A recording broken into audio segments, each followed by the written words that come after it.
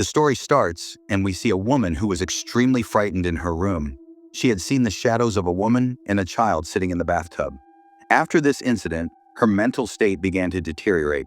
She constantly felt like someone was following her or trying to harm her. Her childhood friend Uni always stayed with her and kept reminding her that taking her medication on time was important. Otherwise, such hallucinations could increase. Uni went out to get food, and exactly at 6 p.m., the woman decided to prepare the tub for a bath. As she filled the tub with water and picked up her toothbrush, a loud scream was heard. Uni came running, but by then, it was too late. The woman had been brutally murdered, and the bathroom was drenched in blood. After this, the story introduces Alma, who got the opportunity to become the manager of an apartment building. She moved in with her younger sister. The apartment's caretaker started showing them the building as they went up in the elevator. Alma noticed that the 6th floor was closed off. The caretaker told her that repair work was underway there, and it was off limits. Alma ignored this and started living with her sister in flat number 301 on the 3rd floor. The caretaker couple informed them that they would be away on a short vacation and that they could contact the other staff members if needed. Alma's boyfriend Ryan, who was a police officer, told her that 2 women had mysteriously died in the building in the past. Both their bodies were found in pieces without any weapon or evidence. Ryan warned her to inform him immediately if anything strange occurred. Later, Ryan reopened an old case in which a woman had seen something strange every day at sunset for 4 consecutive days, but the meaning behind it had never been understood. During this time, Alma receives a complaint from flat number 509 that water is continuously dripping in their bathroom, and the issue might be related to the 6th floor. Previously, a similar problem had occurred in flat number 510, and the woman living there had died under mysterious circumstances. Alma went with the man living in 509 to check flat 510. There they found that the bathroom was leaking badly. The man was going out of town for a few days and handed over full responsibility to Alma. When Alma returned to the office, she saw that the repair staff had already left, and now the work could only be done the next morning.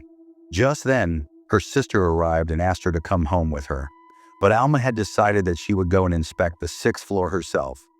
Both sisters went upstairs together. When they reached room 610, they heard a woman's voice. She was identifying herself as Miss Carr. As the voice continued, the sisters slowly began opening the bathroom door. Alma and her sister quickly ran toward their home. What they had just seen wouldn't leave their minds. The next day, Alma reached her apartment office as usual. Just then, some pins fell from her hand. But what was surprising was that the pins were arranging themselves on the floor to form numbers one by one. At that moment, a colleague told her that the maintenance staff was on leave that day, so the work in flat 509 had been delayed by another day. Alma was forced to go to the man's house herself to inspect the bathroom leak. As she approached the bathroom, she saw wet footprints on the floor. Following those footprints, she reached the kitchen, where a little girl was standing. Alma asked her what she was doing there, but the girl didn't respond and ran straight into a room. Suddenly, a woman's voice came from inside the room. Alma was a little scared. Still, she slowly opened the door. In front of her, a woman was combing her daughter's hair. But the very next moment, what happened was terrifying. Alma saw something so horrifying that she screamed and ran from there. So fast, it was as if she was lightning. While running, she encountered Ryan, who was investigating the case. Alma took him back to flat 509, but now everything there appeared normal. She couldn't believe it. Was it all just her imagination? Alma told Ryan about the mysteries related to 4 days in Sunset, and she also mentioned a woman named Miss Kunti. A little while later, the apartment's caretaker couple returned. They tried to calm down the other residents. Ryan asked them about flat number 610. At first, they refused to say anything, but under Ryan's pressure, they finally revealed the truth. They said that 4 years ago, a mother and daughter had moved into that flat, but they soon left the flat. Shortly afterward, both of them died in a road accident. Later, when a cleaner was cleaning that room, he heard a woman's voice coming from the bathroom, talking about 4 days in Sunset. On the 4th day, that very cleaner saw the same mother and daughter in his own home's bathroom, and then he died under mysterious circumstances. Out of fear, the caretaker called a psychic, but even he was helpless in front of those spirits. He said that whoever hears about 4 days in Sunset after entering flat 610 is destined to die at sunset on the 4th day. Alma was deeply shaken upon hearing all this because she had not only heard those words but had also seen the mother and daughter with her own eyes. Caretaker Eamon explained that he had hidden everything to avoid tarnishing the apartment's reputation. Alma left the place out of fear, but Ryan, a tough police officer, was not ready to believe any of it. He decided to investigate apartment 610 himself. The couple stood at a distance in a corner, watching everything, but didn't dare to come closer. As soon as Ryan entered the room, the voice of Miss Case was heard again. When Ryan opened the bathroom door, he saw the mother and daughter sitting silently in the bathtub. He realized that the matter was extremely serious, but within moments, both of them suddenly vanished. The sight shook Ryan to his core, and he rushed out of apartment 610 in fear. At that same time, Alma's sister Mai was practicing in her dance class. Suddenly, she saw something strange in the mirror. Her reflection didn't match her actual expressions. She tried to compose herself and look carefully. Everything appeared normal. She breathed a sigh of relief, but as soon as Mai resumed dancing, she noticed that her reflection was spinning in circles nonstop, and its eyes had turned white. It was staring at her intensely. In that moment, Mai's body started to feel out of her control. Just then, Alma arrived in time and pulled Mai out of that strange state. The dance teacher told the two sisters that she had a third eye and could see spirits. She said that two wandering spirits were attached to Mai. However, she herself was not capable of stopping them, so she gave them the contact of an experienced psychic. Alma, who previously didn't believe in such things, now the situation had become such she had no other option left.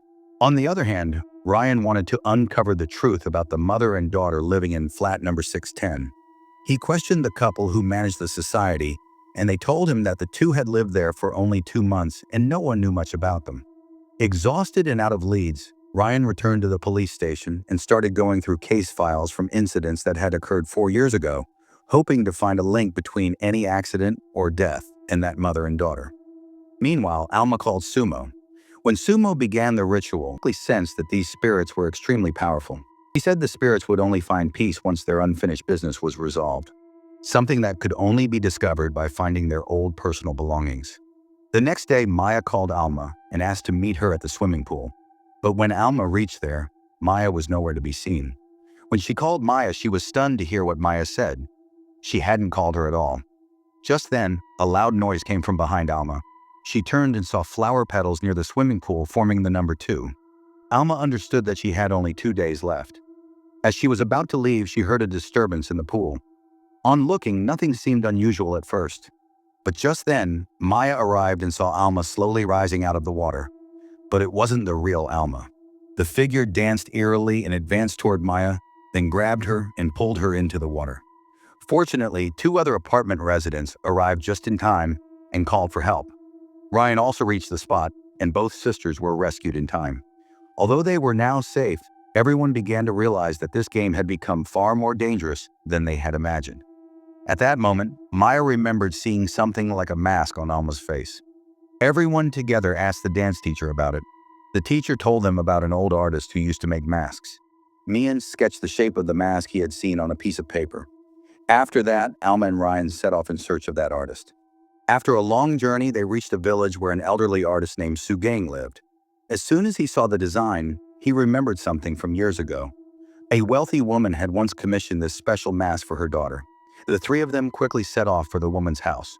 When Alma, R, and Ryan went to meet the wealthy woman to learn the story of her daughter, Miss Conti, the woman flatly refused to talk. But after speaking to the maid, the truth came out. Conti had gotten pregnant before marriage. When her mother found out, she angrily told her to get an abortion, but Conti refused. In anger, her mother threw her out of the house and never called her back. Not only that, she also ordered the maid to throw away all of Conti's belongings. But the maid couldn't bring herself to do it. She quietly saved them instead. Alma requested if they could see those things. When the items were brought out, they found a mask that the woman had specially commissioned from an artist for her daughter's dance performance. That same mask had now become the symbol of a restless spirit. Alma took the mask with her, hoping to do something to bring peace to Conti's soul. She and Ryan immediately set off for Sukmo's house, but on the way they met with an accident and their car tumbled down a hill. Alma had just managed to get outside when suddenly a person wearing a strange mask appeared in front of her. He tied a cloth around her hand and began pulling her. Just then, Alma woke up. It had all been a bad dream, but the injury on her hand was real. On the wall beside her, the number 3 was written, a sign that only one day was left. At that moment, an elderly woman entered the room and revealed that she was the one who had saved Ryan. But now time was running out. It was absolutely necessary to bring peace to Kanti's spirit. Alma immediately packed her things and went to Tsukumo. As soon as Tsukumo touched the mask, it stuck to her face on its own. Began to see visions of the past. The truth came to light. Karani and her mother had not died in an accident. They were brutally murdered as part of a conspiracy in the same apartment, 610, and their bodies were dismembered. Since then, their souls had remained trapped there. However, Tsukumo couldn't see the killer's face. To uncover the truth, it was now essential to find the real culprit. Alma, Ryan, and Mia returned to the apartment and shared everything with the caretaker couple of the society. By that time, many people had already left the building out of fear. The remaining group was planning in the office, suspecting that the bodies might have been hidden on the 6th floor. Ryan suggested they split up to complete the search more quickly. Just then, Alma and Ryan heard screams. They rushed to find Mia unconscious in the bathroom, and the very next moment, Ryan was attacked too. When Alma arrived, Ryan was unconscious as well. And just then, the caretaker couple entered and knocked Alma unconscious too. Their intention was to keep the matter from getting out, fearing that the apartment's reputation would be ruined and their profits would vanish. When Alma regained consciousness, she was tied up, and the number 4 was written on the wall. That means today is the day of death.